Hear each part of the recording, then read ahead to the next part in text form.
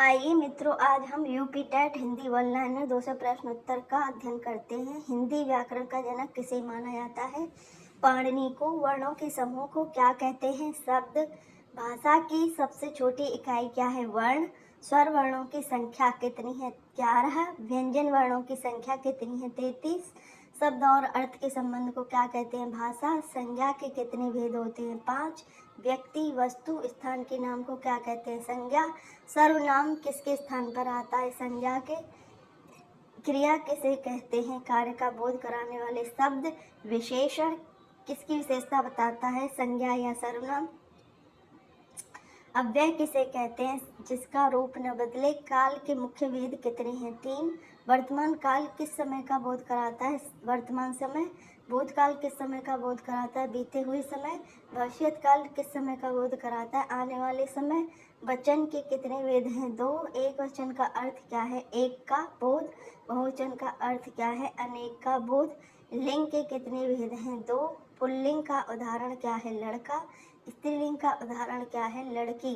पर्यायवाची शब्द किसे कहते हैं? समान अर्थ वाले शब्द।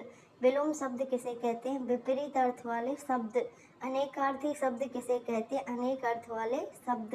मुहावरा क्या है? प्रचलित लाक्षणिक वाक्यांश। लोकोक्ति क्या है? अनुभव आधारित कथन। तत्सम शब्द किस भाषा से लिए गए? संस्कृत। तद्भव शब्द किससे बने हैं? तत्सम शब्दों से। संधि का अर्थ क्या है? दो वर्णों का मेल। समास का अर्थ क्या है? संक्षिप्तीकरण। द्वंद्व समास में क्या प्रधान होता है? दोनों पद। तत्पुरुष समास में क्या प्रधान होता है? उत्तर पद। बहुव्रीहि समास में कौन प्रधान होता है? अन्य पद। उपसर्ग किसे कहते हैं? शब्द के पहले जुड़ने वाले अंश। प्रत्यय किसे कहते हैं? शब्द के अंत में जुड़ने वाले अंश। कारक के कितने भेद हैं? 8। कर्ता कारक का चिन्ह क्या है? ने। कर्म कारक का चिन्ह क्या है? को। अधिकरण कारक का चिन्ह क्या है? मैं। पर। विस्मयादि बोधक अव्यय का उदाहरण है क्या है? अरे। विराम चिन्हों का प्रयोग क्यों किया जाता है? भाव स्पष्ट करने के लिए। पूर्ण विराम का चिन्ह क्या है? यह तुम्हें दिखाई दे रहा है। प्रश्नवाचक चिन्ह क्या है? ये भी दिख रहा है। अल्पविराम का चिन्ह क्या है? ये भी आप देखिए कैसा होता है। हिंदी की लिपि कौन सी है? देवनागरी। देवनागरी लिपि किस प्रकार की लिपि है? ध्वन्यात्मक। शब्द भंडार को क्या कहते हैं? शब्दकोश। शुद्ध वर्तनी का संबंध किससे है? सही लेखन से। हिंदी भारत की राजभाषा कब बनी? 14 सितंबर 1949। वाक्य की सबसे छोटी सार्थक इकाई क्या है? शब्द। शब्द की सबसे छोटी इकाई क्या है? वर्ण। वर्णों के व्यवस्थित समूह को क्या कहते हैं? वर्णमाला। हिंदी वर्णमाला में कुल कितने वर्ण माने जाते हैं? 44। अयोगवाह किसे कहते हैं? अनुस्वार और विसर्ग। छोटी अंक का जो ऊपर की बिंदी है क्या कहलाता है? अनुस्वार। और बड़ी अंक के पीछे की दोनों बिंदी क्या कहलाती हैं? विसर्ग। संयुक्त व्यंजन का उदाहरण क्ष। ज्ञ क्या है? संयुक्त व्यंजन। संज्ञा के कितने भेद होते हैं? 5। जातिवाचक संज्ञा का उदाहरण है लड़का। व्यक्तिवाचक संज्ञा का उदाहरण क्या है? राम। भाववाचक संज्ञा का उदाहरण क्या है? सुंदरता। द्रव्यवाचक संज्ञा का उदाहरण क्या है? सोना। समूहवाचक संज्ञा का उदाहरण क्या है? सेना। पुरुषवाचक संज्ञा का उदाहरण क्या है? वह। निश्चयवाचक सर्वनाम का उदाहरण क्या है? यह। प्रश्नवाचक सर्वनाम का उदाहरण क्या है? कौन। निजवाचक सर्वनाम का उदाहरण क्या है? स्वयं। संबंधवाचक सर्वनाम का उदाहरण क्या है? जो। गुणवाचक विशेषण किसकी विशेषता बताता है? गुण की। संख्यावाचक विशेषण किसका बोध कराता है? संख्या का। परिमाणवाचक विशेषण किसका बोध कराता है? मात्रा का। सार्वनामिक विशेषण का उदाहरण क्या है? यह लड़का। सकर्मक क्रिया किसे कहते हैं? जिसे कर्म की आवश्यकता हो। अकर्मक क्रिया किसे कहते हैं? जिसे कर्म की आवश्यकता न हो। प्रेरणार्थक क्रिया का उदाहरण क्या है? पढ़वाना। पूर्वकालिक क्रिया का उदाहरण क्या है? खाकर। संयुक्त क्रिया का उदाहरण क्या है? पढ़ लिया। वर्तमान काल के कितने भेद हैं? 3। सामान्य वर्तमान काल का उदाहरण क्या है? वह पढ़ता है। अपूर्ण वर्तमान काल का उदाहरण क्या है? वह पढ़ रहा है। संदिग्ध वर्तमान काल का उदाहरण क्या है? वह पढ़ता होगा। भूतकाल के कितने भेद हैं? 6। सामान्य भूतकाल का उदाहरण क्या है? वह गया। आसन्न भूतकाल का उदाहरण क्या है? वह गया है। पूर्ण भूतकाल का उदाहरण क्या है? वह जा चुका था। भविष्यत काल के कितने भेद हैं? 3। सामान्य भविष्यत काल का उदाहरण है वह जाएगा। संभाव्य भविष्यत काल का उदाहरण क्या है? वह जा सकता है। आज्ञार्थक वाक्य का उदाहरण क्या है? बैठो। प्रश्नवाचक वाक्य का उदाहरण क्या है? तुम कहाँ जा रहे हो? इच्छावाचक वाक्य का उदाहरण क्या है? ईश्वर तुम्हारी रक्षा करे। विस्मय वाचक वाक्य का उदाहरण क्या है? वाह कितना सुंदर दृश्य है। विधानवाचक वाक्य का उदाहरण क्या है? सूर्य पूर्व से निकलता है। निषेधवाचक वाक्य का उदाहरण क्या है? मैं नहीं जाऊंगा। सरल वाक्य में कितनी क्रिया होती है? एक। मिश्र वाक्य में कितने उपवाक्य होते हैं? एक प्रधान, एक या अधिक आश्रित। संयुक्त वाक्य में कितने प्रधान उपवाक्य होते हैं? दो या अधिक। संधि के मुख्य वेद कितने हैं? तीन। स्वर संधि के कितने वेद हैं? पांच। व्यंजन संधि किसमें होती है? व्यंजनों के मेल में। विसर्ग संधि किसमें होती है? विसर्ग और वर्ण के मेल में। समास के मुख्य वेद कितने हैं? 6। अव्ययीभाव समास में कौन प्रधान होता है? पूर्व पद। कर्मधारय समास में दोनों पदों का संबंध कैसा होता है? विशेषण विशेष्य। द्वंद्व समास में कौन सा पद प्रधान होता है? उत्तर पद। उपसर्गों की संख्या कितनी मानी जाती है? 22। प्रत्यय के मुख्य वेद कितने हैं? 2। कृत प्रत्यय किससे जुड़ते हैं? धातु से। तद्धित प्रत्यय किससे जुड़ते हैं? संज्ञा, सर्वनाम आदि से। हिंदी दिवस मनाया जाता है 14 सितंबर। राष्ट्रभाषा प्रचार समिति का मुख्यालय कहाँ है? वर्धा। हिंदी किस भाषा परिवार की भाषा है? Indo Aryan. देवनागरी लिपि किस दिशा में लिखी जाती है? बाएं से दाएं। हिंदी का प्रथम समाचार पत्र कौन सा था? उद्दंत मार्तंड।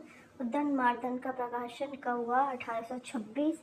हिंदी साहित्य के आदिकाल को क्या कहा जाता है? वीरगाथा काल। आधुनिक हिंदी के जनक किसे कहा जाता है? भारत तेंदु हरिश्चंद्र। हिंदी का पहला महाकाव्य कौन सा माना जाता है? पृथ्वीराज रासो। हिंदी व्याकरण के मानकीकरण में किसका योगदान माना जाता है? कामता प्रसाद गुरु का। राम ने फल खाया में ने कौन सा कारक है? कर्ता कारक। सीता को बुलाओ में को कौन सा कारक है? कर्म कारक। कलम से लिखो में से कौन सा कारक है? करण कारक। विद्यालय में पढ़ो में कौन सा कारक है? अधिकरण कारक। मोहन का घर में का कौन सा कारक है? संबंध कारक। हे राम में कौन सा कारक है? संबोधन कारक। मुझे पुस्तक दो में मुझे कौन सा कारक है? संप्रदान कारक। पेड़ से पत्ता गिरा में से कौन सा कारक है? अपादान कारक। कारक और व्यक्ति का संबंध किससे है? संज्ञा, सर्वनाम और क्रिया से। रस के प्रवर्तक किसे माना जाता है? भरत मुनि को। रसों की संख्या कितनी मानी गई है? 9। सिंगार रस का स्थायी भाव रति। वीर रस का स्थायी भाव क्या है? उत्साह। करुण रस का स्थायी भाव क्या है? शोक। अगला प्रश्न है, रौद्र रस का स्थायी भाव क्या है? क्रोध। हास्य रस का स्थायी भाव क्या है? हास।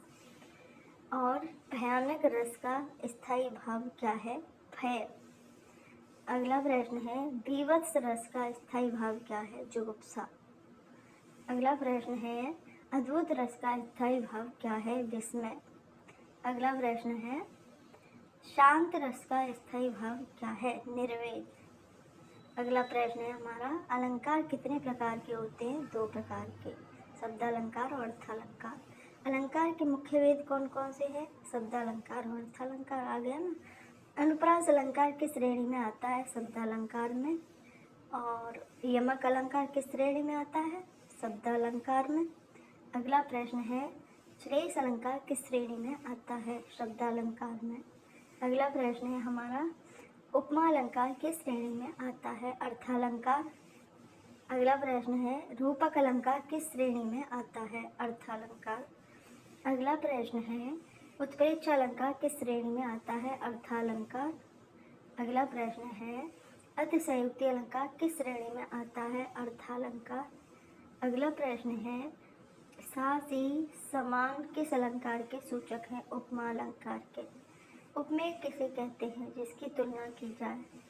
अगला प्रश्न है, उपमान किसे कहते हैं? जिससे तुलना की जाए।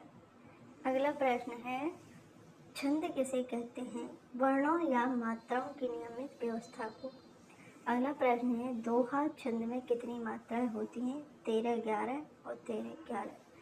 चौपाई छंद में प्रत्येक चरण में कितनी मात्राएं होती हैं? 16।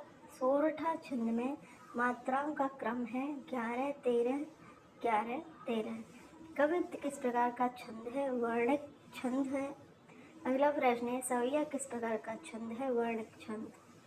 अगला प्रश्न है हमारा हिंदी साहित्य का आदिकाल कब से कब तक माना जाता है? 1050 से 1375 ईस्वी। आदिकाल का प्रमुख रस कौन सा था? वीर रस। अगला प्रश्न है आदिकाल को और किस नाम से जाना जाता है? वीरगाथा काल। अगला प्रश्न है भक्ति काल कब से कब तक माना जाता है? 1375 से 1700 ईस्वी तक। भक्ति काल का स्वर्ण युग किसे कहा जाता है? हिंदी साहित्य का स्वर्ण युग। भक्ति काल की प्रमुख धारा कौन सी थी? भक्ति धारा। अगला प्रश्न है कबीर किस भक्ति धारा से संबंधित हैं? निर्गुण भक्ति धारा से। अगला प्रश्न है तुलसीदास किस भक्ति धारा से संबंधित हैं? सगुण भक्ति धारा से। अगला प्रश्न है सूरदास किस भक्ति शाखा के कवि हैं? कृष्ण भक्ति शाखा के। मीराबाई किसकी उपासका थी? श्री कृष्ण की। अगला प्रश्न है रीतिकाल कब से कब तक माना जाता है? 1700 से 1900 ईस्वी। रीतिकाल का प्रमुख रस कौन सा था? उत्तर है श्रृंगार रस। रीतिकाल को और किस नाम से जाना जाता है? उत्तर है अलंकार काल। बिहारी किस काल के कवि हैं? उत्तर है रीतिकाल। बिहारी शास्त्री की रचयिता कौन है? उत्तर है बिहारी लाल। अगला प्रश्न है आधुनिक काल कब से कब तक माना जाता है? 1900 ईस्वी से वर्तमान तक। आधुनिक हिंदी साहित्य के जनक कौन है? भारतेंदु हरिश्चंद्र। अगला प्रश्न है भारतेंदु युग का समय क्या माना जाता है? 1868 से 1900 ईस्वी। द्विवेदी युग का नामकरण किसके नाम पर हुआ? महावीर प्रसाद द्विवेदी। छायावाद के 4 प्रमुख स्तंभ कौन है? प्रसाद, पंत, निराला, महादेवी। जयशंकर प्रसाद की प्रसिद्ध कृति कौन सी है? कामायनी। अगला प्रश्न है महादेवी वर्मा को किस नाम से जाना जाता है? उत्तर है आधुनिक मीरा। सूर्यकांत त्रिपाठी का उपनाम क्या था? निराला। सुमित्रानंद पंत किस वाद से जुड़े थे? छायावाद। अगला प्रश्न है प्रेमचंद का वास्तविक नाम क्या था? धनपत राय। अगला प्रश्न है गोदान के लेखक कौन है? प्रेमचंद। गबन के लेखक कौन है? प्रेमचंद। निर्मला उपन्यास के लेखक कौन है? प्रेमचंद। अगला प्रश्न है राष्ट्र कवि किसे कहा जाता है? मैथिली शरण गुप्त को। अगला प्रश्न है भारत भारती के रचयिता कौन है? मैथिली शरण गुप्त। साकेत के रचयिता कौन है? मैथिली शरण गुप्त। हिंदी की प्रथम कहानी कौन सी मानी जाती है? उत्तर है इंदुमती। इंदुमती के लेखक कौन है? किशोरी लाल गोस्वामी। अगला प्रश्न है हिंदी का प्रथम उपन्यास कौन सा माना जाता है? उत्तर है परीक्षा गुरु। अगला प्रश्न है परीक्षा गुरु के लेखक कौन है? लाला श्रीनिवास दास। हिंदी का प्रथम नाटक कौन सा माना जाता है? उत्तर है नहुस। अगला प्रश्न है नहुस के लेखक कौन है? गिरिधर दास। कबीर के गुरु कौन थे? उत्तर है रामानंद। रामचरितमानस के रचयिता कौन है? उत्तर है गोस्वामी तुलसीदास। सूरसागर के रचयिता कौन है? सूरदास। अगला प्रश्न है पद्मावत के रचयिता कौन है? मलिक मोहम्मद जायसी। विनय पत्रिका के रचयिता कौन है? तुलसीदास। अगला प्रश्न है कवितावली के रचयिता कौन है? उत्तर है तुलसीदास। राम की शक्ति पूजा के रचयिता कौन है? उत्तर है सूर्यकांत त्रिपाठी निराला। उर्वशी के रचयिता कौन है? उत्तर है रामधारी सिंह दिनकर। अगला प्रश्न है कुरुक्षेत्र के रचयिता कौन है? उत्तर है रामधारी सिंह दिनकर। रश्मि रथी की रचयिता कौन है? उत्तर है रामधारी सिंह दिनकर। झांसी की रानी कविता की रचयिता कौन है? सुभद्रा कुमारी चौहान। मधुशाला के रचयिता कौन है? हरिवंश राय बच्चन। अगला प्रश्न है आषाढ़ का एक दिन के लेखक कौन है? मोहन राकेश। अगला प्रश्न है हिंदी साहित्य सम्मेलन की स्थापना कब हुई? 1910 ईस्वी। हिंदी साहित्य सम्मेलन का मुख्यालय कहाँ है? उत्तर है प्रयागराज। अगला प्रश्न है नागरी प्रचारणी सभा की स्थापना कब हुई? उत्तर है 1893 ईस्वी। नागरिक प्रचारणी सभा की स्थापना कहाँ हुई? उत्तर है वाराणसी। हिंदी दिवस कब मनाया जाता है? उत्तर है 14 सितंबर। राजभाषा अधिनियम कब पारित हुआ? उत्तर है 1963 ईस्वी। संविधान के किस अनुच्छेद में हिंदी को राजभाषा का दर्जा दिया गया है? उत्तर है अनुच्छेद 343। हिंदी किस लिपि में लिखी जाती है? उत्तर है देवनागरी। अगला प्रश्न है, देवनागरी लिपि का विकास किस लिपि से हुआ? उत्तर है ब्राह्मी लिपि। अगला प्रश्न है, हिंदी भाषा किस भाषा परिवार की है? उत्तर है भारोपीय इंडो आर्यन। हिंदी की प्रमुख उपभाषा कौन सी है? उत्तर है खड़ी बोली। अगला प्रश्न है, खड़ी बोली